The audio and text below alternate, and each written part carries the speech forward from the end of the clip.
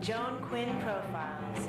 As an editor for Andy Warhol's Interview, the Los Angeles Herald-Examiner, LA Style, and Detour magazines, Joan covered the social set, the Hollywood hotshots, the international art scene, the mysteries of food, the excitement of travel, and the fabulous world of fashion.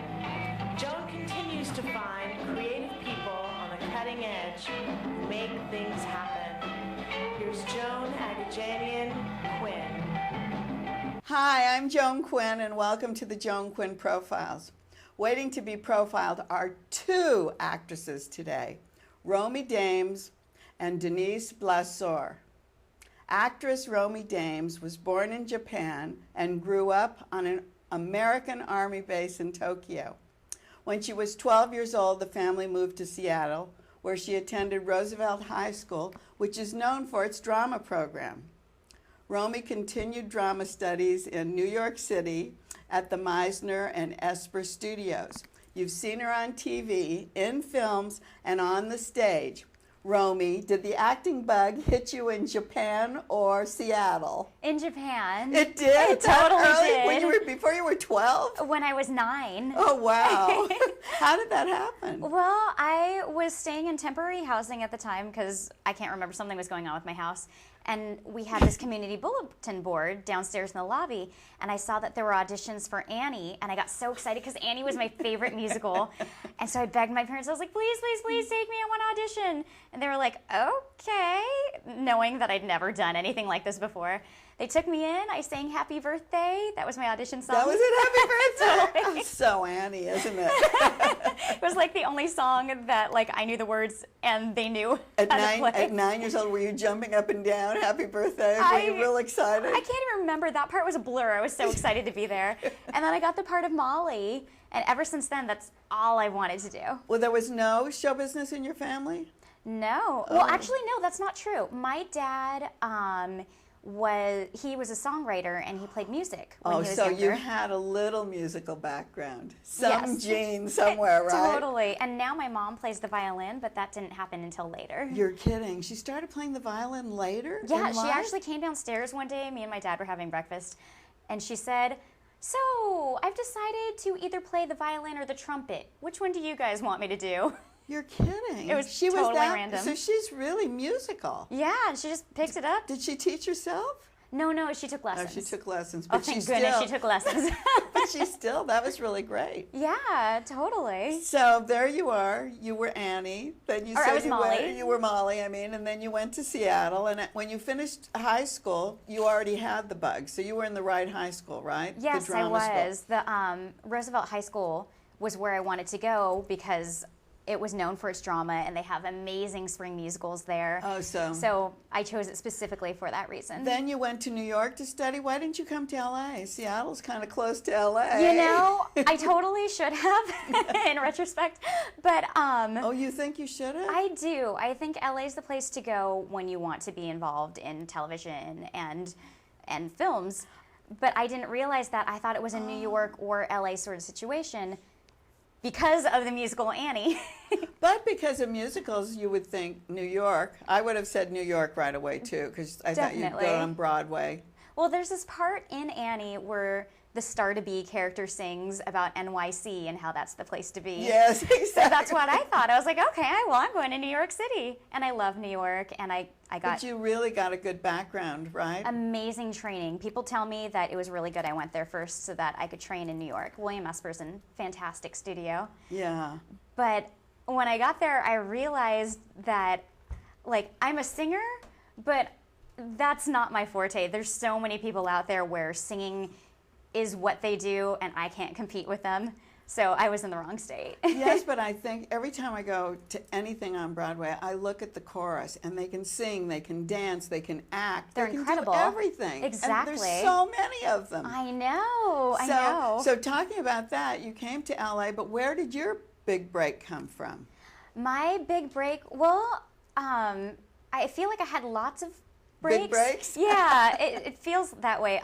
My very first television show was a show called Watch This, and that was how I got into TV. Right. I was going to ask you, Watch This, was that the science Oh no, that was the Bill Nye the news one. Science Guy was. Watch This was the news one. Yes. And you read the news? It was kind of like a entertainment magazine news show for kids. So we would cover entertainment. We'd go and do junkets and interview celebrities. How did you know? Did they tell you what to do? Or Yeah, were they you did. looking for the news? Was No, it written? It was written they for you. picked the stories. They'd give us basic questions, and then we could ask whatever we wanted to and go from there. I see. Okay, go on, because that was really interesting. The news part for teenagers, right? Oh, it was so much fun. They would fly me out to like New York and Los Angeles, and I would get to interview people like David Hasselhoff or like Alan Menken. You did? Yeah, it was that was so cool. I told Kenny G to cut his hair. Did you? I did. Well, that's because you were a precocious teenager at Well, that time. actually, You he couldn't asked. do that He now. asked. He was talking about getting a haircut. I was like, go for it. That's the Do good. it. That's the good news. That's the news part. That was great. Totally. It was lots of And fun. then you had a recurring role on Young and Restless. I did. I did a comedy showcase where they saw me in it, and they wanted to have a little comedy part on Young and the Restless, so they cast me as the perky morgue attendant. Morgue. So I came in and I talked about rigor mortis, but I was super happy about it. Oh my gosh! But you was had really already fun. you showed that you could be a comedian. I had Yeah. done some sketch comedy, and they came in. So Yeah. and then another thing was Bill Nye the Science Guy. I love doing that. That was how I got my union status, was Bill Nye the Science Guy. And then did you have to know about science? No. Thank goodness. What'd you have to know about? Just yourself, I I guess, just had huh? to be an actress, so they gave me the lines, and I would do them. It was really fun. Bill Nye, though, he knows about science. He got his start by being on a show that was kind of like Saturday Night Live. It was called Almost Live, and people would hand him questions, and he would just improvise from these questions. He would answer scientific questions and be funny, so that's how he got his show. Oh, and then he got his show, and then you came on like an assistant. What were you doing? Yeah, I was like one of Kind his kid assistants. I would talk about probability, or I would do like, I remember one time they dressed me up like Charlie Chaplin, and I did like a little like silent movie thing about reptiles. Or That was funny. Was it was fun? Oh, I loved it. Loved it. Well, then when did Hannah Montana come about? I feel like that was my big Biggest break. Yeah. So these are little, but these were like but great they felt things. like big breaks at the time. Like each step you go Yes. is a big break. So And so you're Tracy Van Horn. I am. Is that how That's you how I have to talk on the act? show. Oh, I was going to ask you about that. You have this super nasal talk for us. On the show, I talk like this because I'm super, super snobby. Did you have to have a voice coach? Do you use a voice coach? I coached with my acting coach. How to get that? I came in and I had the basic idea, and then he just helped me make it consistent. He was like, all right, let's do this when you make this sound. And So you do different things with your mouth and different expressions. Mostly it's just very nasal you and keep very it- pronunciated. Keep your teeth together. I and- guess I do. Yes, I'm not even really sure what. I guess you do, yeah. So Yeah. what does she do, Tracy? Tracy is a socialite. She's like, she's Hannah's party friend. So she throws all the most fabulous parties, which Hannah comes to. And she is the daughter of the label that Hannah sings on. Oh, so she has to be nice to you. Yes, that's why she has to be nice And to me. are you a real brat to her? Not to her. I love her because she's a superstar. But her friend Lola, I don't like so much because she's nobody. She's absolutely nobody. Were you in the movie? No, I wasn't. So the movie and the TV series are they separate? I mean, do they well, play I off mean- of each other? Yeah, they play off of each other. It was the same actors and the same producers, but it took place in Tennessee, and my character is Beverly Hills. Oh, so She would never leave 90210. No, she wouldn't. Well, I'm so glad you live in our zip code. Me too. Do you ever do voiceovers? I do. Oh, you do? I So do. do you train with a voice coach, or do you just have this kind of background of voices? Well, from sketch comedy, I've that's- had a whole bunch of different characters that I would do, and I use different voices. But I have one coach that I use all the time, Jared Greger. He's fantastic.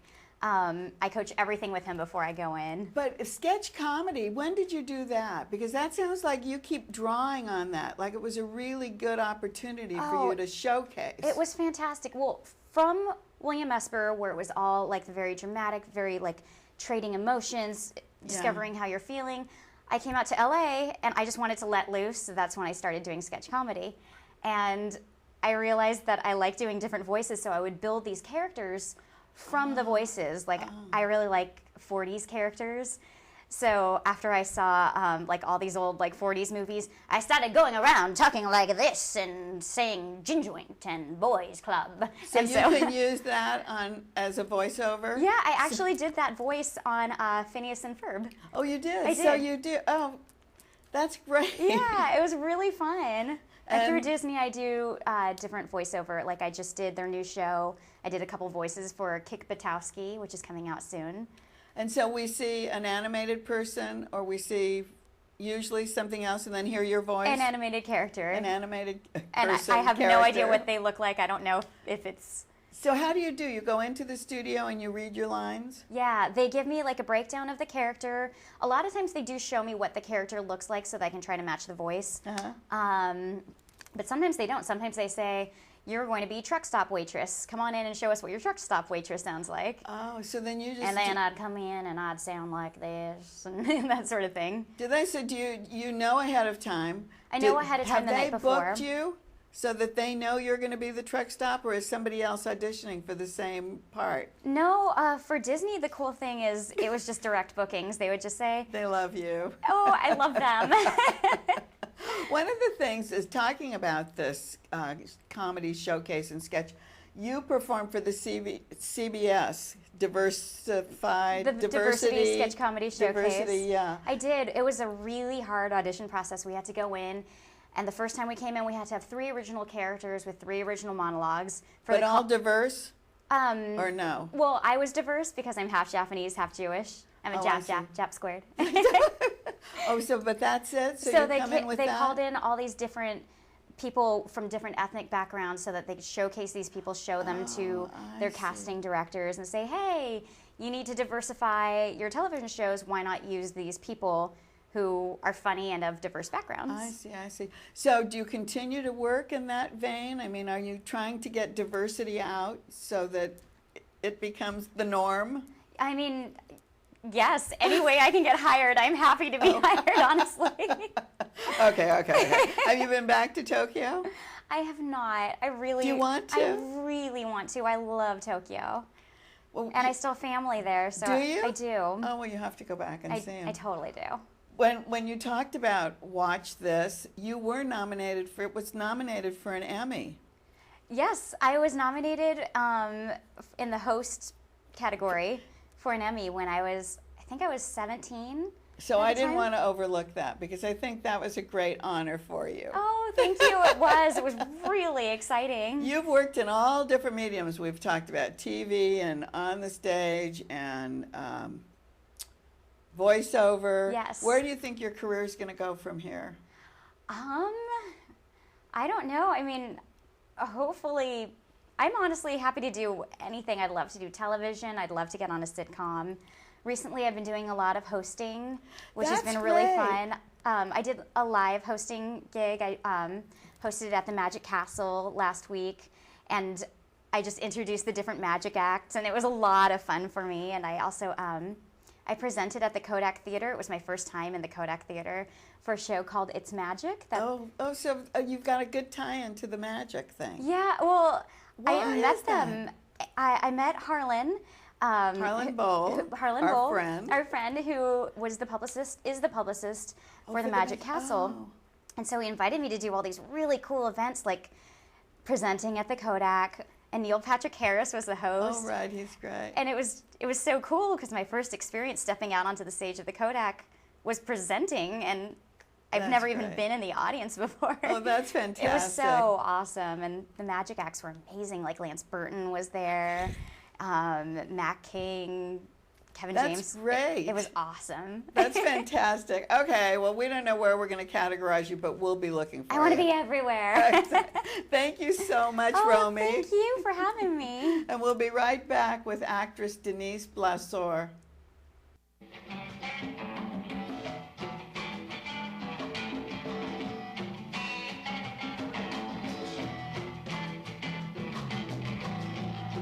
Hi, welcome back to the Joan Quinn Profiles.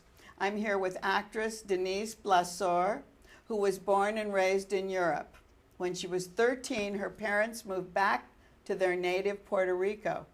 After graduating from the private Catholic girls' high school, she went to Detroit, where she earned a Master of Fine Arts, a Bachelor's of Fine Arts in Theater and Art.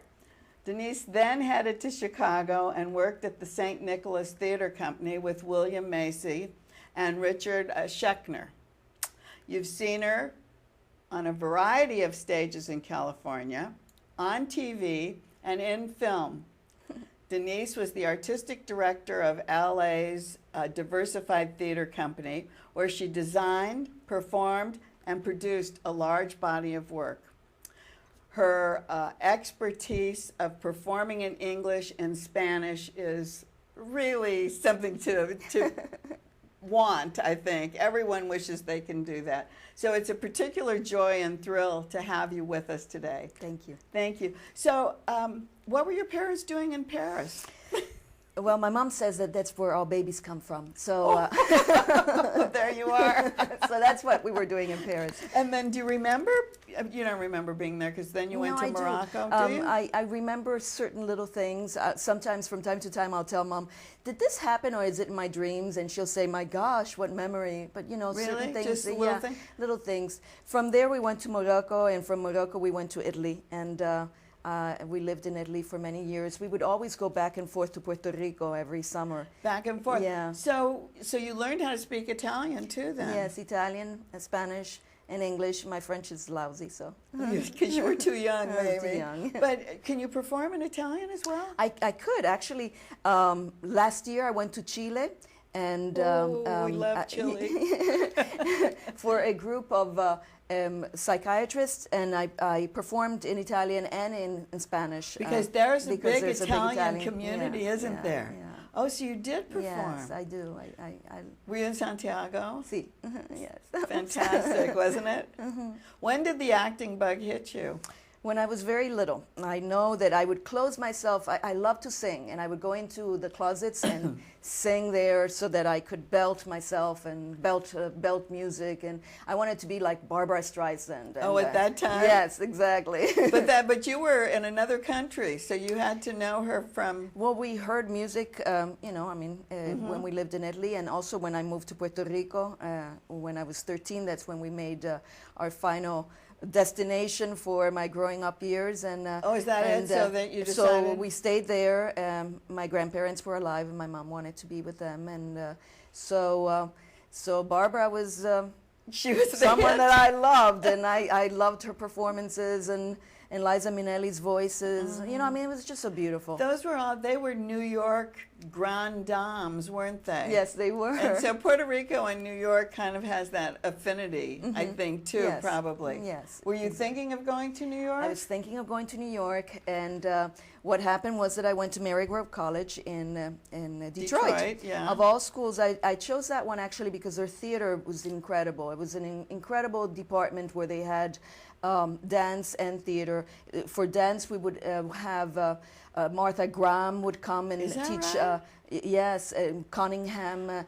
So we the actors would take classes with the grands, and we weren't that good, but So Marygrove was a big... it was a good school. It was a performing really arts? good performing school. It was designed to be like the Guthrie's Theater, and so and it was a semi-professional. So we were working with professional teachers that were working actors or directors, and then you could get your equity card. Did they have... So they had a theater component Yes. where you could actually work professionally?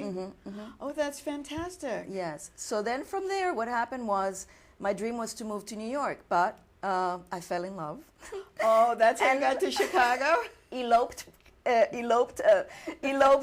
married this man that I knew for like 3 months, and we moved to Chicago. And from Chicago, then I was part of the St. Nicholas Theater ensemble. So don't ask a question unless you know the answer. I didn't know that was such an exciting way to get to Chicago.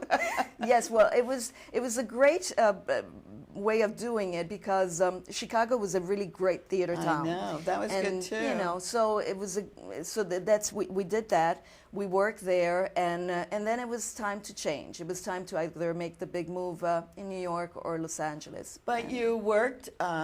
Did you work with Mamet in Chicago? No, Mamet was trying to open another theater, and he did do a few shows, but I didn't do those. But he worked with William Macy. Yes, William who was H. Macy, which was our director, and Stephen Schachter, and we did like 6 or 7 plays. It was fun. I loved Chicago. It's great theater. And Steppenwolf was, of course, started at that time. It was started at the same time, and we were never in competition, but you know, we were two separate theaters. But Chicago has great theater. I didn't know Detroit was so known for theater. I know Minneapolis and Chicago. Yes. So then we moved to Los Angeles, and in Los Angeles, then I started getting involved with all the small theaters. It wasn't a theater town at the time. No. So little by little, it did become a theater town. But we've been trying to grow, and I never could understand why it wasn't a theater crowd, really, with all the film business. With the film because you industry, pull yes. from your theater to be in films, or your films, you use the stage to hone your craft. Exactly. So I still don't understand But it is becoming a great theater town right now. I mean, there's so much happening. There's so many authors, so many new works that happen here that then go somewhere else. And, you know, so we have, it is becoming something very, very important. So the LA move was a good career move? It was a good move. I mean, you know, you never know what's greener in the other side, you know. But it was certainly a great place for me to move and to meet new people and establish myself here.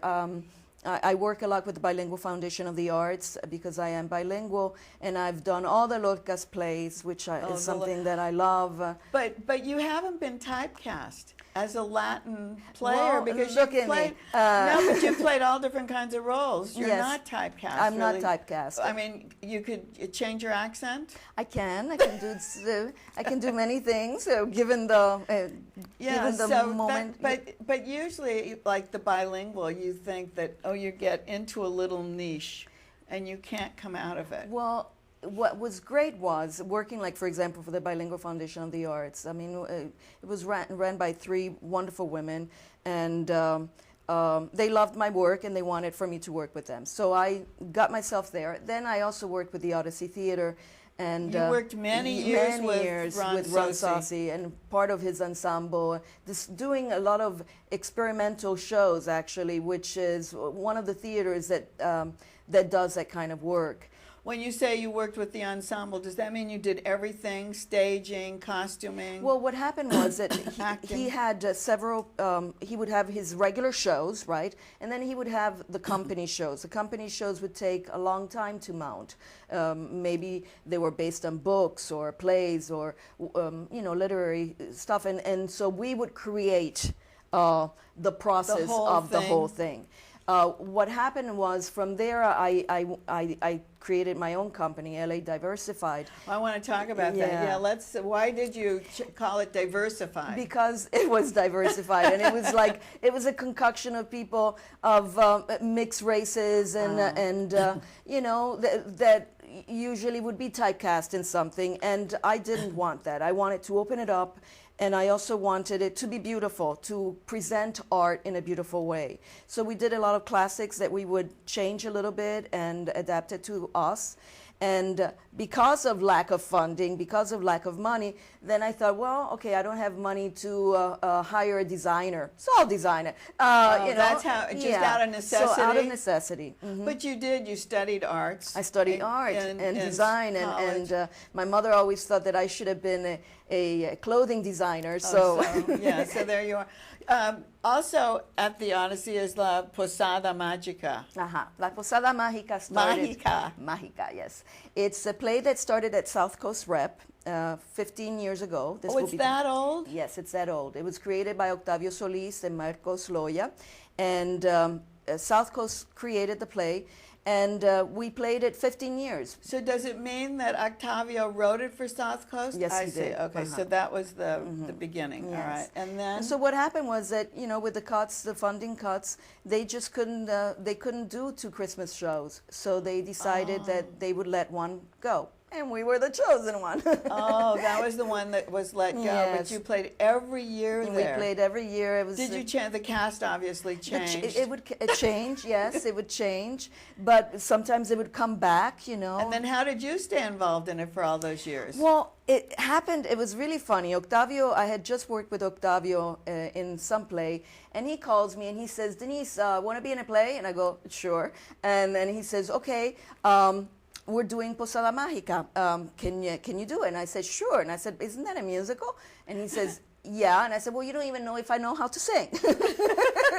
It is a musical. Huh? And so he says, okay, well, sing for me. And I go like in the phone, and he says, yeah, sing Happy Birthday. So I sang Happy Birthday, and he says, you're hired. So that's how my connection great. with him was. So now you've taken it to the Odyssey because you have that connection. I have that connection, That's and great. Beth Hogan really wanted to sponsor us, and so we weren't ready to let Posada die. So a bunch of us, well, actually most of us, got together, and I'm producing it with Chrissy Guerrero, who was one of the original characters in the play. What's it about?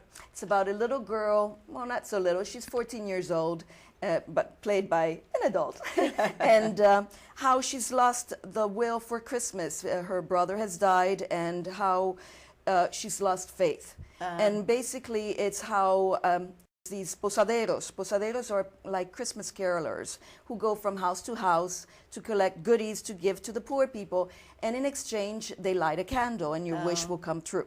So it's how she decides that she's going to make Christmas a little rowdy here, because she doesn't believe in Christmas anymore because she's upset with God.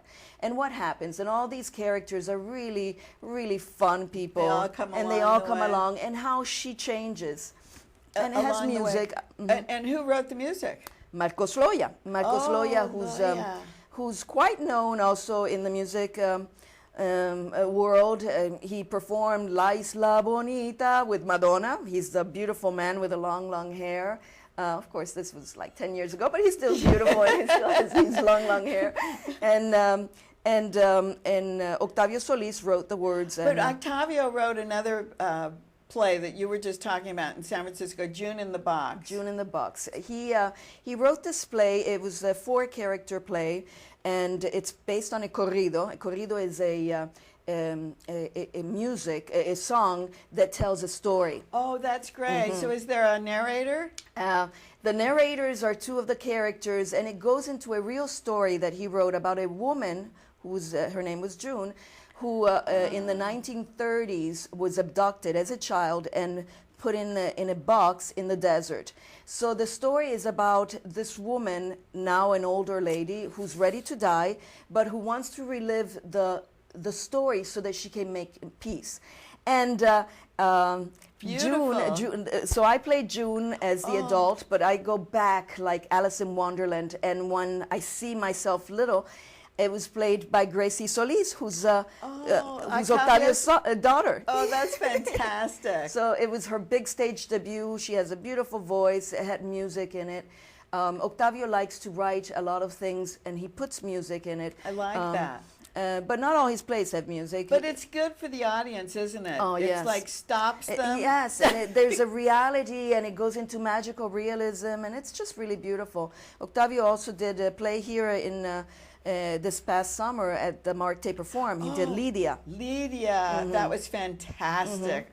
What a strong play. Yes, so He's that's more the great. stuff that he writes. So Posada Mágica is more the magical kind of a thing. And, Yeah. And but you're lucky to be working with him, and he's lucky to have someone who's I so love him. knowledgeable. I love his work, and I love his theaters. The theater we were presenting was Intersection for the Arts, which is a small theater in San Right. Francisco that I sponsor all the time because their work is just incredible. It's new, innovative, and But it's every- and and it's it's it everyone?